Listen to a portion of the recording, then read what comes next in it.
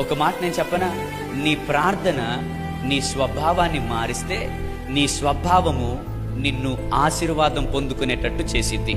చాలా మంది చేసే అవివేక ప్రార్థన ఏంటి అనంటే, నన్ను ఆశీర్వదించయ్యా అంటారు, లేదు లేదు. నన్ను వాడుకోయ్యా అంటారు, లేదు లేదు లేదు. నాకు అది చెయ్యయ్యా, ఇది లేదు. దేవుడు అలాంటి ప్రార్థన వినడు. అలాగని ఎక్కడన్నా ఉందా అనంటే ఉంది. ఎందుకనంటే పాపుల మనవి ఆయన ఆలకించడు. నా హృదయమందు నేను పాపమును లక్ష్యము చేసిన ఎడల దేవుడు నా మనవి వినకపోవును అని. అంటే దాని అర్థం పాపము ఉంటే ప్రార్థన ఆయన వినడు. మొదట చేయాల్సింది నాలో నుండి ఆ పాపము, నీకు ఆయాస్కరమైన ఆ స్వభావం ఏదుందో దాన్ని తీసేయి. నువ్వు నీ ప్రార్థన ఏం చేయాలంటే నీ స్వభావాన్ని మార్చాలి. నీ స్వభావం ఏం చేయాలంటే నిన్ను దేవుని దగ్గర నుండి ఆశీర్వాదం పొందుకునేటట్టు చేసింది. సొంత మాట కాదు, బైబిల్లో నుండి చూపిద్దాం. మరి ఆదికాండంలో మనకి తెలిసిన ఒక వ్యక్తి ఉన్నాడు. ఆయన పేరు యాకోబు. మోసగాడిగా పిలువబడి పరిచయమై తండ్రి ఇంటి నుండి దూరం అయిపోయి, మామ ఇంటి నుండి దూరం అయిపోయి, చివరికి ఎబ్బేకు రేవు దగ్గర మరి దేవునితో భార్యా పిల్లలందరినీ రేవు దాటించి ఒక్కడే నిలబడిపోయి, రాత్రి అవుతున్నప్పుడు వారిని రేవు దాటించి ఒక్కడే నిలిచిపోయి ప్రార్థన చేయటం మొదలు పెట్టాడు. ప్రార్థన చేయటం మొదలు పెడుతున్నప్పుడు జరిగిన విషయం ఏంటో తెలుసా? రాత్రి మొదలు పెట్టాడు.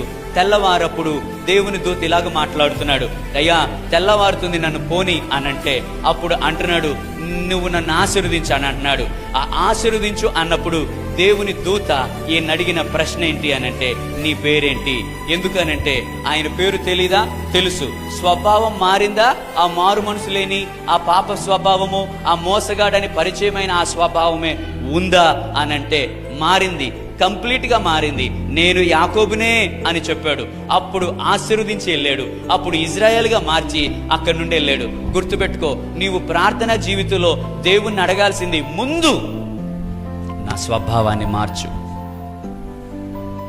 పాపం నీలో ఉండి, కోపం నీలో ఉండి, క్రోధం నీలో ఉండి, అసమాధానం నీలో ఉండి, మరి ద్వేషం నీలో ఉండి, లేకపోతే లోకమంతా నీలో ఉంటే నీ ప్రార్థనకు జవాబు రాదు. నువ్వు ప్రార్థనా పరుడిగా పిలువబడవు. ఒట్టిగా కాలు నొప్పులు పొట్టేటట్టు, మోకాళ్ళకి ఏదో మోకాలు నల్లగవ్వాలని ఆశతో మోకాలు వేసినట్టుగా, లేకపోతే కాసేపు కూర్చుని ఏదో మరి సమయం తోచట్లేదని కూర్చుని ఆయన వైపు చూసినట్టుగా భావించాల్సిందే తప్ప పాపము, క్రోధము, అసమాధానము, ద్వేషము, లోకము ఇవి నీలో నుండి బయటకు వెళ్ళకపోతే నువ్వు ప్రార్థనా పరుడిగా పిలువబడలేవు, ప్రార్థించే వ్యక్తిగా మార్చబడలేవు.